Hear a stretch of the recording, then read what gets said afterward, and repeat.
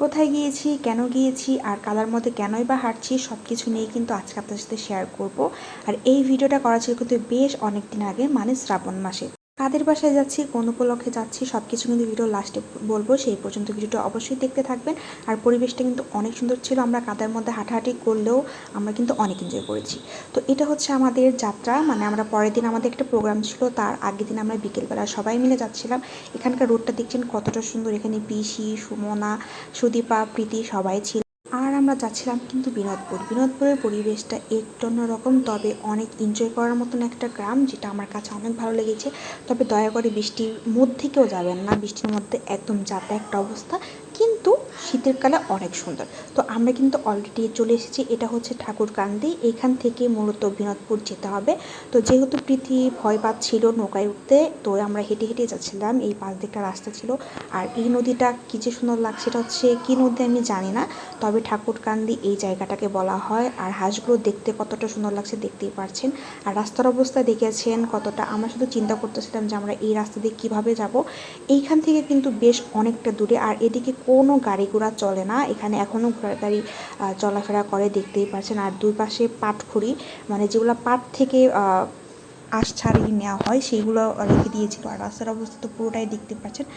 আর আমরা যাওয়ার সময় আমাদের একটু বৃষ্টিতেও ধরেছিল। আমরা একটা জায়গায় দাঁড়িয়ে এরপর কিন্তু আবার রওনা দিয়ে দিয়েছি। মানে ওই ঠাকুরকান্দি থেকে বিনোদপুরের আমরা যেখানে আসবো সেই পর্যন্ত দূরত্বটা অনেক বেশি ছিল, অনেক দূর ছিল। প্রায় 30 মিনিট আমরা হেঁটেছিলাম। সবশেষে কিন্তু আমরা বাসায় পৌঁছে গিয়েছিলাম। আর আসার সময় রাস্তা দিয়ে দেখছিলাম চারদিকে অনেক সবজি বাগান ছিল। এখানে লাউ, কুমড়ো, তুলসী গাছ, পেঁপে গাছ, বেগুন গাছ, তারপর ঝিঙে, ধুন্দুল, কুমড়া সব কিছুই কিন্তু বুনেছিল। এখানে কাঁচা লঙ্কাও ছিল। তো আমার কাছে খুবই ভালো লাগতেছিল, কিন্তু যেটা সব থেকে ভালো লাগছিল না সেটা হচ্ছে কাদা। সত্যি বলতে বিনোদপুর জায়গাটা কিন্তু খুবই সুন্দর, তবে এই বৃষ্টির সময় একদমই আসা যাবে না, কারণ অনেক কাদা থাকে, যার কারণে আমাদের কাছে একদমই ভালো লাগে না। তবে আমরা এনজয় করেছি। আর এদিকে কিন্তু কালকের জন্য প্রস্তুতি নেওয়া হচ্ছিল, সব কিছু রেডি করে রাখা হচ্ছিল। আর এদিকে কিন্তু যার অনুষ্ঠান, যার প্রোগ্রাম, সে হাতে মেহেন্দি দিয়ে নিয়েছিল, আর আমি একটু মেহেদি পরে নিয়েছিলাম। আর এইখানে মেহেদি পরাটা কেমন লাগছে আপনারা সবাই বলবেন। আর এটা হচ্ছে কালকের ডেকোরেশন, যদিও এইখানে কোনো কিন্তু কাজ হয়নি বৃষ্টির জন্য। আর ওই যে দেখা যাচ্ছে যার অনুষ্ঠান, সেও কিন্তু হাতে মেহেদি দিয়ে দিয়েছিল। এটা ছিল পরের দিন সকালের ভিডিও। আমি দেখছিলাম যে আমার হাতের রঙটা কতটা সুন্দর এসেছে। আমি শুনেছি যে হাতের রং যত গাঢ় হবে স্বামীর ভালোবাসা নাকি ততটা বেশি। আর এদিকে আমরা তিনজন হচ্ছে পা চেক করে নিয়েছিলাম যে কার বা কত ফর্সা কাদার মধ্যে। আর দেখতেই পারছেন কতটা কাদা। এইখানে খালি পায়ে ছাড়া আসলে একদমই আসা যেত না, মানে জুতা পরে আসাই যেত না। তো আমরা সবাই মিলে কিন্তু সকালবেলা একটু বের হয়ে গিয়েছিলাম আশেপাশে ঘোরার জন্য। তো এইখানের ওয়েদারটা কিন্তু খুবই সুন্দর ছিল। এখানে একটা ব্রিজ ছিল, আর এই যে একটা নদী, এই নদীতেই কিন্তু আমরা যাওয়ার দিন সকালবেলা পার হয়েছিলাম, মানে সেই ঠাকুরকান্দি ওইখানে পর্যন্ত গিয়েছিলাম সেলোতে। আর এখন আমরা সকালবেলা কিন্তু ঘুম থেকে উঠে চলে এসেছিলাম হাঁটাহাঁটি করতে, সবাই এসেছিলাম এইখানে। সবাইকে দেখছেন কতটা ফ্রেশ লাগছিল। আসলে গ্রামের পরিবেশ কিন্তু এমনি অনেক সুন্দর।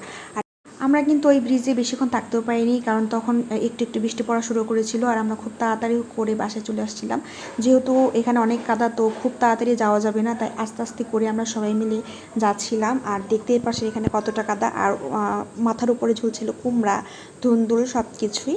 তো এরপর আমরা বাসায় এসে ফ্রেশ হয়ে নিয়েছিলাম। আর ফ্রেশ হয়ে তো সকালে খাওয়া দাওয়া শুরু করে দিয়েছিলাম। এখানে লুচি আর বুটের ডাল ছিল। এই বুটের ডালটা কী যে টেস্ট হয়েছিল, আর লুচিটা খুবই ভালো হয়েছিল।